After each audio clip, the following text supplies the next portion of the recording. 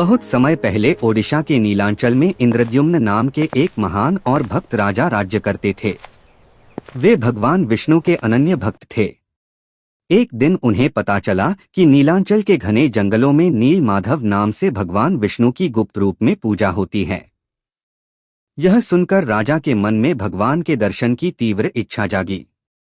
राजा ने अपने पुजारी विद्यापति को नील माधव को खोजने भेजा।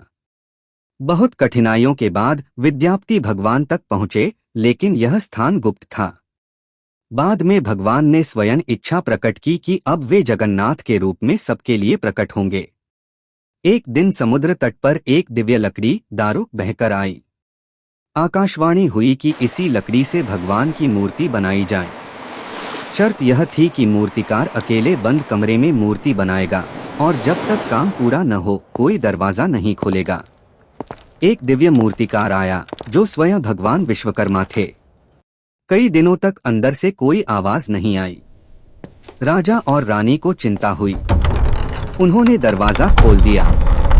जैसे ही दरवाजा खुला, मूर्तिकार अदृश्य हो गया। मूर्तियां अधूरी थीं, हाथ और पैर नहीं बने थे।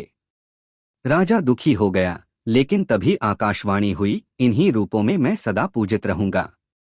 मैं पूर्ण हूँ, भले ही रूप अधूरा लगे।